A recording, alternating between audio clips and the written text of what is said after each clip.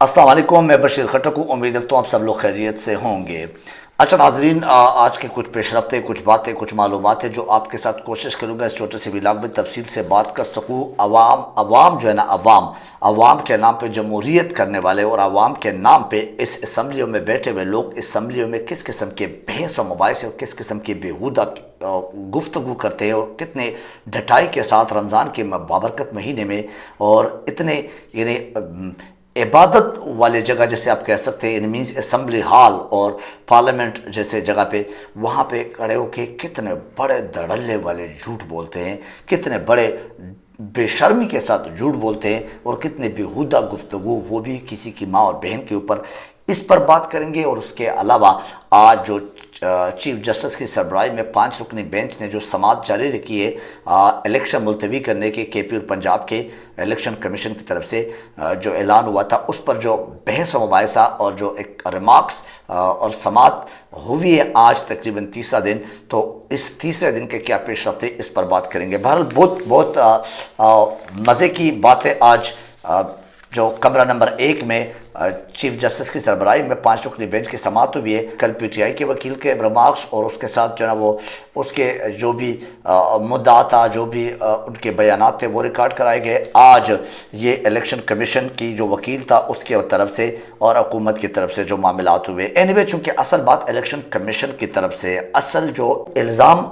आयद हुआ है, जो आर्टिकल 6 के मुर्तकिब शख्सियत है वो है इलेक्शन कमिश्नर और वो इदारा है इलेक्शन कमीशन। उन्होंने ये ऐलान किया सदर के दिए हुए तारीख के बाद, यानी उसको मुस्तरद करके ई बंदों के इनके मुताबिक इनके दिए हुए भेजे हुए जो ऑप्शंस थे, दो तारीख दिए गए थे, उसके मुताबिक सदर ने एक को चूज़ किया और जो लेट वाला था 30 अप्रैल वाला उसी को चूज़ किया। लेकिन उसके बावजूद भी और सुप्रीम कोर्ट के अहकामात के बावजूद भी, फैसले के बावजूद भी क्या हुआ, वो उससे इनकार कर गए और 8 अक्टूबर का डेट अनाउंस किया। इस पर, इसके इख्तियारात पर जो कुछ हुआ उस पर कोशिश करता हूँ कि आपके सामने वो कोर्ट के अंदर जो बात हुई है वो आपके सामने रखना चाहता हूँ। एनीवे, जस्टिस जमाल मंदुखेल साहब का इलेक्शन कमीशन के वकील से ये सवाल सबसे पहला कि आपने किस तरह से हुक्म जारी किया इलेक्शन न करवाने का और फिर इलेक्शन 8 अक्टूबर के करवाने का, जब अदालत की तरफ से ऐसा कोई हुक्म ही नहीं दिया गया था। इलेक्शन कमीशन का वकील कहते हैं उस पर कि हमने समझा कि कोर्ट के हुक्म ऐसा ही है कि डटाई देख लो, बेशर्मी देख लो, नाअहली देख लो कि एक वकील अगर गलत के दिफा में इतने हद तक जा सकते हैं कि वो कहते कि हमने समझा है कि अदालत का हुक्म इस तरह का है कि हम वो एनिमीज़ हमने जो हरकत किए, हमने जो इख्तियारात इस्तेमाल किए, तो ये डायरेक्ट अदालत के सामने झूठ बोलना और मजाक करना ये समझ से बाहर है। इससे अंदाज़ा लगा सकते हैं कि हमारे मुल्क में इस किस्म के लोग क्या कुछ नहीं कर सकते। एनीवे, इलेक्शन कमीशन ने अपने वकील की हैसियत से इरफान कादिर, जो कि इससे पहले वज़ीर आज़म के कोई स्पेशल किस्म का कोई एक ओहदा रखता था, उससे वो इस्तीफ़ा दे चुके थे उसके बाद। लेकिन वो ये जो इलेक्शन कमीशन है उसने अपने वकील की हैसियत से उसको वकील के तौर पे खड़ा किया, जिसके सुनने से चीफ जस्टिस साहब ने रोका और इरफान कादिर साहब को मना किया है। और वो बड़े गुस्से में फिर बाहर निकले। कौन? इरफान कादिर साहब, क्योंकि उसको ये हक हासिल नहीं था। जस्टिस मुनीब अख्तर साहब ने कहा कि मुख्तसर हुक्मनामे में कहीं ये नहीं लिखा है कि फैसला 4-3 से हुए है और है। इन्हें पिछले जो फैसला हुआ था, जो इलेक्शन कराने का एक फैसला सुनाया गया था सुप्रीम कोर्ट के ऑनरेबल जजेस ने, वो भी एक बेंच बैठा हुआ था, सोमोटो नोटिस लिया गया था चीफ जस्टिस ऑफ पाकिस्तान ने, उसको इन्होंने जो इख्तिलाफी नोट 2 जजेस के जिसने इस बेंच को फिर छोड़ दिया था और इस बेंच से निकले थे, तो उन्हीं के जो उस बेंच का हिस्सा है नहीं है, उनके इख्तिलाफी नोट को फैसले के एक वो देकर, रंग देकर, और चीफ जस्टिस ऑफ पाकिस्तान जो कि अक्सरियती जजेस का उस वक़्त वो था, फैसला था, उसको साइड पे कर लेते, उसको जैसे कह सकते कि हाइड करके और अपने इस اقلیتی والے فیصلے کو جو کہ اختلافی نوٹ کی صورت میں اس کو ہائی لائٹ کر کے سامنے لانے کے، جو کہ حکومت کی خواہشات کی ایک تکمیل ہے، جو اس پی ڈی ایم کی خواہشات کی ایک تکمیل ہے، جو کہ لنڈن پلان اور مریم نواز کی خواہشات کی ایک تکمیل ہے، تو اس کے مطابق جیسے قومی اسمبلی میں باتیں ہوئی اسی کے مطابق انہوں نے کیا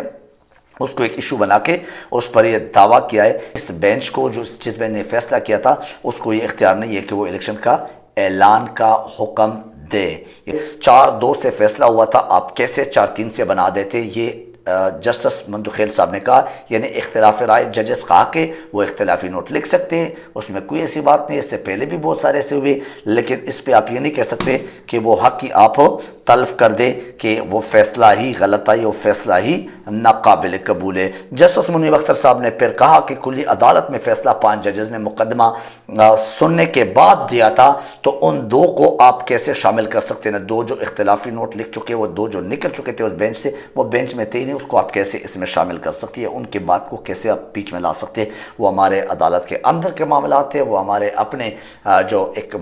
بینچ کے اندر کا معاملہ ہے، اس میں آپ کا اس فیصلے سے کوئی لینا دینا نہیں ہے۔ یہ قانون آئین میں واضح ہے کہ کہیں بھی اقلیتی کا جو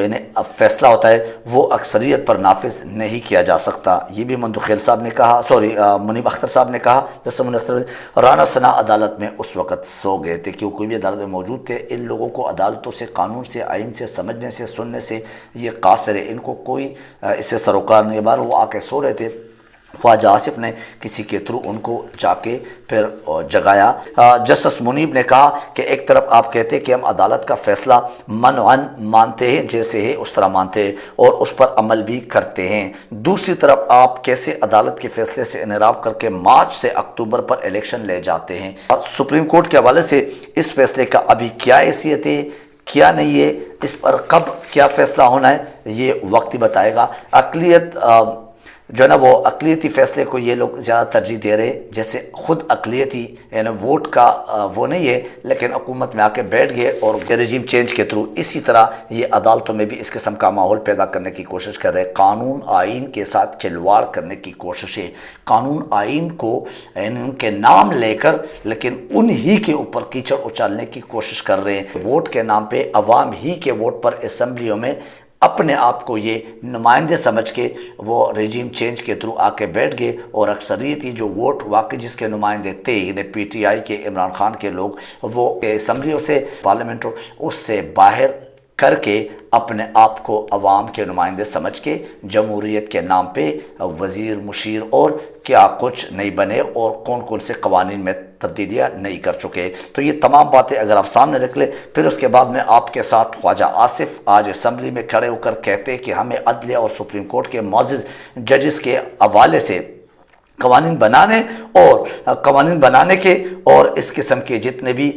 قوانین کی میں تبدیلی لانے کے یہ حق آئین و قانون نے دیا ہے، یہ سارے حقوق آپ لوگوں کو صرف قانون اور آئین نے دیا ہے؟ کیا اس پاکستان میں عوام کے، پھر اداروں کے، پھر ججز کے، پھر عمران خان کے اور اس کے ساتھ جو وزرائے، کیا ان کا کوئی حیثیت نہیں ہے؟ کیا ان کی کوئی انسانی بنیادی حقوق بھی نہیں ہے؟ کیا ان کے کسی قسم کے کوئی حقوق نہیں ہے؟ صرف اور صرف قانون اور آئین ابھی آپ کے گھر کے لونڈی سمجھ کے آپ اپنی مرضی کے مطابق جب چاہیں امینڈمنٹ کریں، جب چاہیں آپ تبدیل کرے، جب چاہے کوئی نیا قانون لائے، جب چاہے کسی ادارے کے ساتھ کیا کھلواڑ کرے، کسی ادارے کو کس طرح غیر قانونی غیر آئینی طریقے سے استعمال کر کے لوگوں کے اوپر جو ہے نا وہ کیا کچھ مظالم نہیں کر چکے آپ اور نہیں کرتے۔ لیکن یہ سارے حقوق صرف آپ لوگ کو آئین قانون نے دیا ہے، باقی پاکستان میں کسی کا کوئی حق نہیں ہے۔ یہ چوروں کا ٹولہ اصل میں کس قانون و آئین میں تبدیلی کرتے ہیں آپ کو پتہ ہے، یہ سب کو پتہ ہے، اور کس میں یہ کر چکے ابھی تک تبدیلی اور امینڈمنٹ، یہ ہم سب کو علم ہے اور ہم سب اس سے واقعی باخبر ہے۔ یہ عمران خان کا شکریہ ادا کرتے ہیں کہ انہوں نے ان تمام چیزوں کو ایکسپوز کر کے ان تمام لوگوں کو ننگا کر کے ہمارے سامنے رکھ دیا کہ ہمارے ساتھ 75 سال سے کیا کچھ کھلواڑ ہو رہا ہے قانون آئین اور جمہوریت کے نام پہ۔ اینی وے، اور اور یہ بھی آپ کو معلوم ہے کہ کس لیے یہ کر چکے ہیں. یہ اصل میں رجیم چینج کے بعد جو کمٹمنٹ ہوئی ہے NRO2 کے تمام، اس میں یہ سارے کمٹمنٹ ہو چکے اور اس کی خاطر سارے تبدیلیاں اور امینڈمنٹ ہو چکی ہے، اور جس کی وجہ سے ہم آج کل یرغمال بنے ہوئے ہیں. آج کل ہمارے کسی قسم کا کوئی بنیادی وہ حقوق نہیں ہے، لیکن ان کے سارے منمانیاں چل رہی، عیاشیاں چل رہی. سردار لطیف کوسہ صاحب نے ایک ماہر قانون ہے اور سینئر ایڈوکیٹ ہے، انہوں نے کیا کہا، ایون دو کہ وہ PPP کے نمائندگی کر رہے ہیں، PPP سے منسلک ہے، لیکن اس کا کہنا ہے کہ ہم آئین، قانون اور سپریم کورٹ اور عدلیہ کے ساتھ کھڑے ہیں. کبھی بھی یہ الیکشن 90 دن سے لیٹ نہیں کر سکتے، اور نہ کوئی ایسا امینڈمنٹ آئین کے ساتھ کھلواڑ کی صورت میں برداشت کر سکتے ہیں ہم.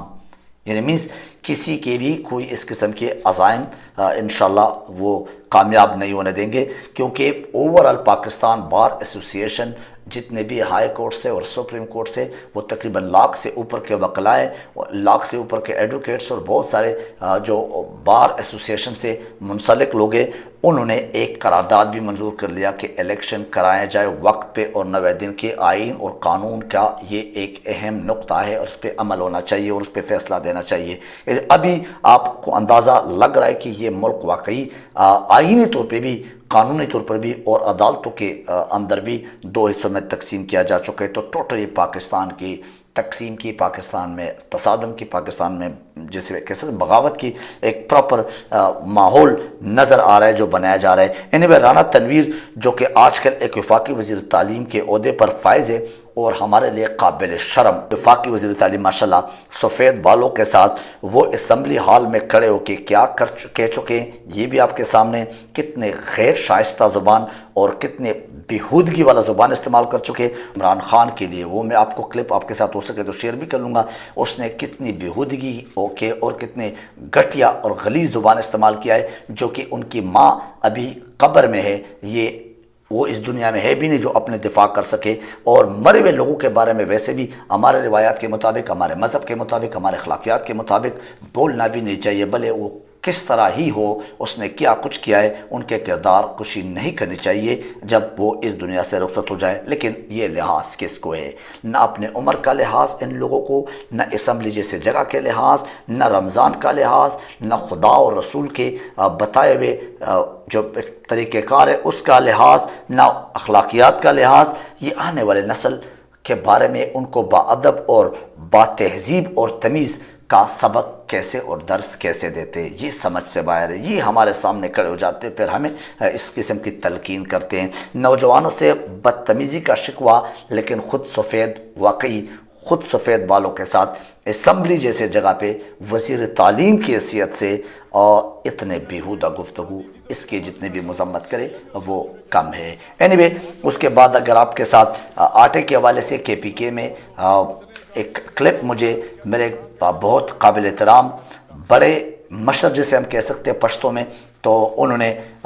سلطان بادشاہ صاحب وہ نو ڈاؤٹ ایک کریڈیبل شخصیت ہے، عوام الناس کے ویلفیئر کے حوالے سے بڑے بڑھ چڑھ کر اپنے سوشل میڈیا پہ اپنے کردار ادا کرتے، اپنے ایک جو نا حصہ ڈالتے ہیں اس نئے کام میں. تو انہوں نے مجھے ایک کلپ شیئر کیا کہ KPK میں آٹے کا یہ کس طرح بے عزتی کے ساتھ، کس طرح ضلالت کے ساتھ، کس طرح یہ تقسیم جو نا وہ جاری و ساری ہے، جس میں عورتوں کی، خاص کر ہمارے پشتون روایت کے مطابق، ایون دو کہ اوورال پاکستان میں عورت کی ایک عزت ہے، لیکن پشتون روایت کے مطابق ان کی کتنی بے حرمتی کی جاتی ہے. یہ آٹا دے رہے، یہ ہمارے عزتوں کے ساتھ کھیل رہے ہیں. یہ کیا مفت آٹے کے نام پہ واقعی پاکستان کے عوام کی تذلیل یا پاکستان کے عوام سے کوئی مخصوص قسم کے انتقام کا ایک وہ تو نہیں ہے، کوئی ایک حربہ تو نہیں ہے، کوئی ایک یہ سمجھے کہ وہ ایک پلان یا ایک منصوبہ تو نہیں ہے. انسانی معاشرے میں دیکھ لے تو کسی سیولائزڈ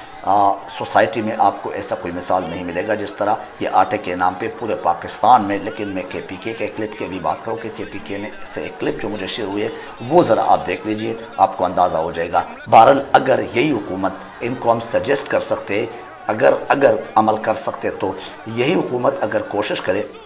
اور وہ اگر 1000 روپے بھی